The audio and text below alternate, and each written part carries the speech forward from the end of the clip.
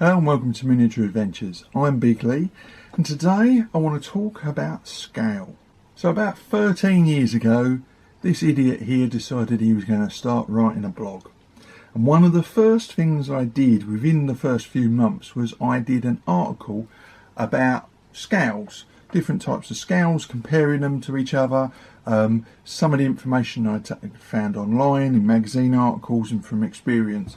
And in the end that sort of coalesced into a table showing different scales and how they compared to each other and what manufacturers did it and what scales were compatible with each other. And I turned it into a static page on my blog. And that has consistently been the most sought page, most viewed page on my blog over the last decade and a bit. And you know, it's clear that there's a need out there for people to be able to go to a reference source of some variety, and I'm not claiming that it's all my own work. A lot of it is taken from other places, but clearly there's a lot of need for people to do scale comparisons, particularly if they're new to the hobby or they're coming in and they're trying out a different scale, for instance, and they want to see what's compatible, what can I use with these figures, or what figures ranges match up with each other. So what I'm trying to do in today's video really is sort of put that table, that chart that I've had on my blog for 13 years, and try and discuss it a little bit in a video format, and give you some broad ideas of what I think are compatible sizes or scales.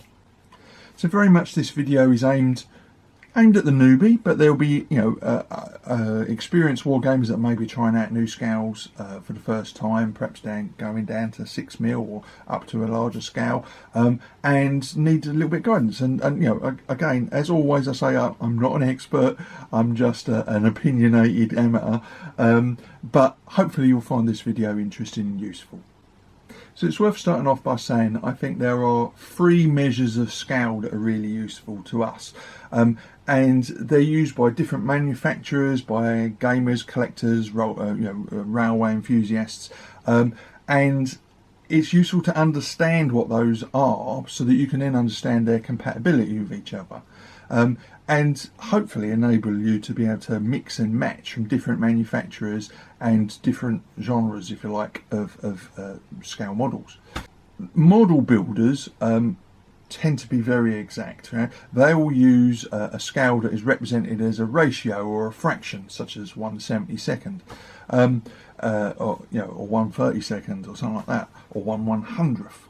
The number on the right hand of that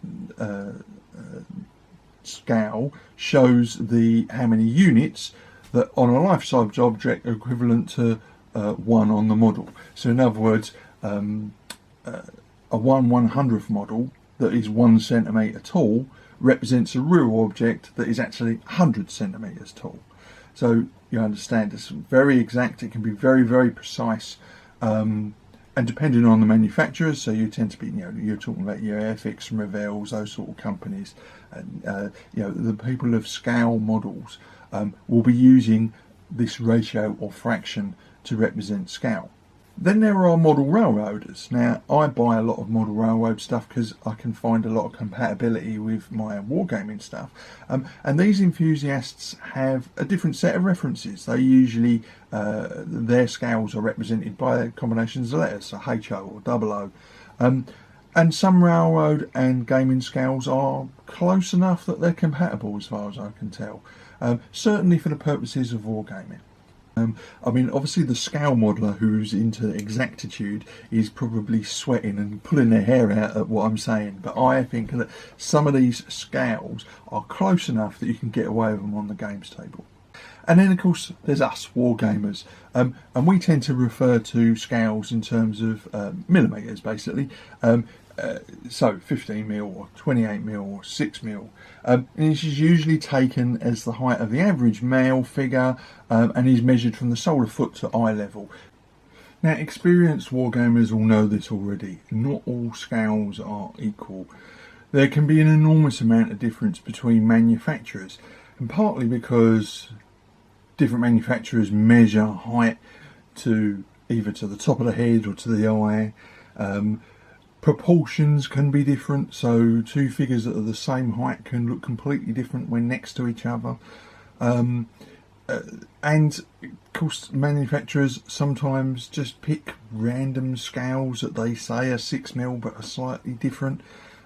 So it's always worth comparing products against each other if you can, and there's usually pictures and size comparisons online, so it may take a little bit of a while to look around, but it's worth doing that, because once you find those compatibilities, those ranges that work well with each other, that increases your options when you're trying to build an army or put a force together.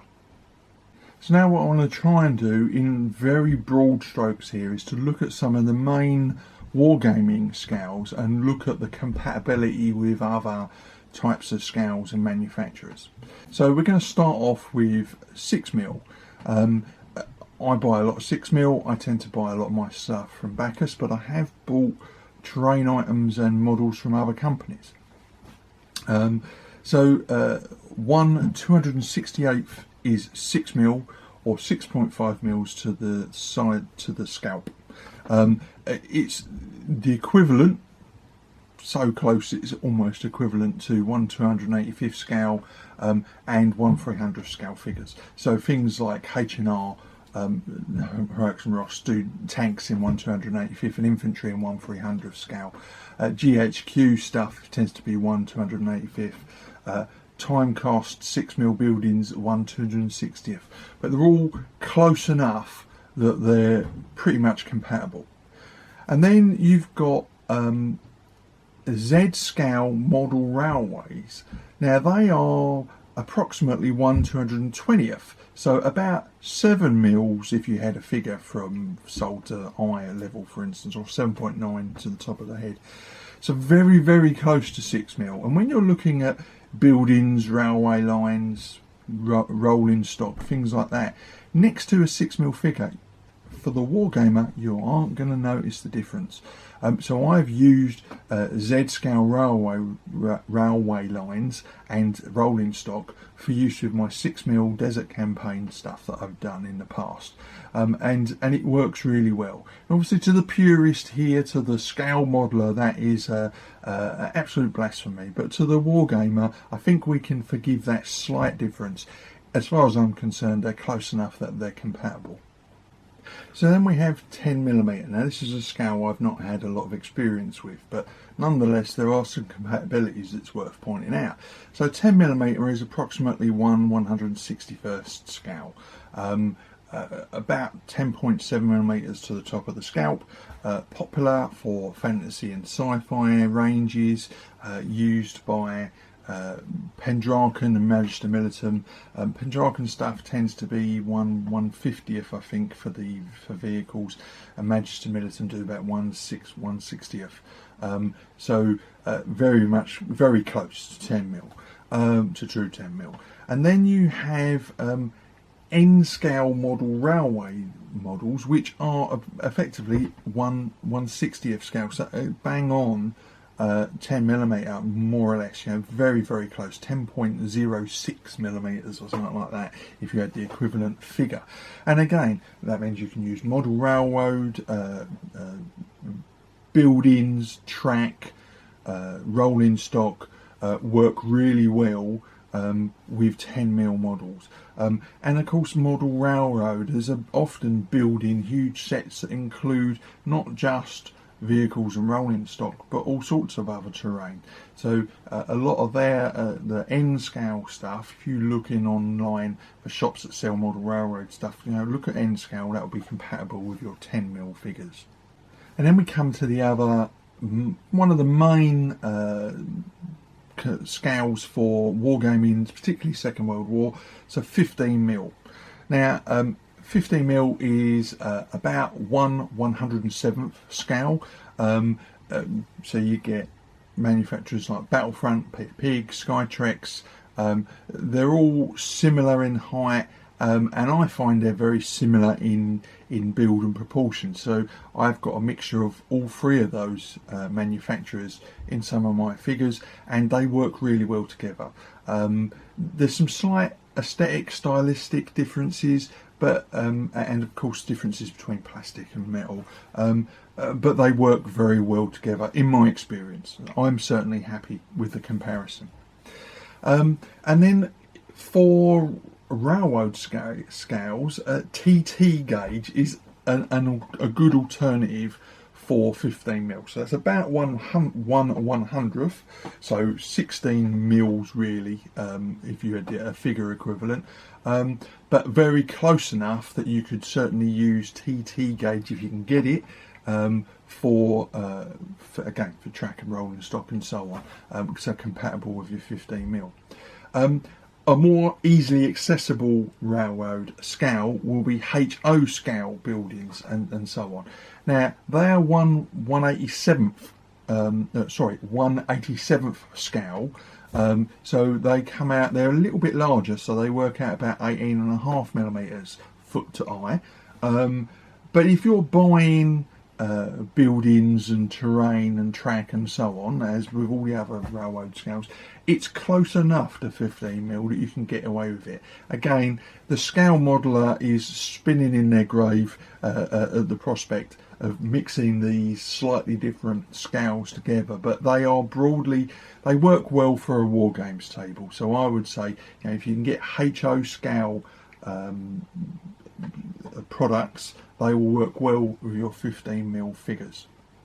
And then the last scale I'm going to look at is 28mm. Most wargamers will at one point or another ended up either started or end up playing with 28mm models, and that is approximately 1/58th scale. So that would produce a figure 28mm from foot to eye, or about 29.8mm to the scalp. Popular size for role-playing models, Games Workshop, Perry, Hassle-Free, all those sort of people do 28mm, but there's a lot of variation between manufacturers. 28mm is one of those scales that's had a lot of scale creep involved. Now, if you want a compatible railroad scale, then S gauge, again, very difficult to get hold of. It's very much like TT gauge. It can be quite difficult to get hold of that scale, but it's a very good comparison. They're slightly smaller. They come out at about the equivalent of about 25mm, but again, they're close enough that you could use S scale railroad products and keep them compatible with your 28mm figures. So I hope you found that interesting. I don't profess to be an expert, I never do, but this is what knowledge that I've picked up over 30 odd years of being a gamer. And as I say, that page, the chart that this is all based on, is still up as a page on my blog and continues to be a very popular landing spot for people looking for help with scale. So hopefully, if you've got any comments, disagree with me, please put some comments down in the comments bit below. Compatibility between ranges is very much a matter of personal aesthetic and interpretation. What I think works well together, other gamers might not. So it's always worth leaving some comments if you have some comparisons or some comparison examples that are nightmares. Please leave them in the comments below. So as always, I hope you found that video interesting, and if you did, please like, subscribe and share. So until next week, as always, look after yourself, get in as many games as you can, and of course, keep rolling high.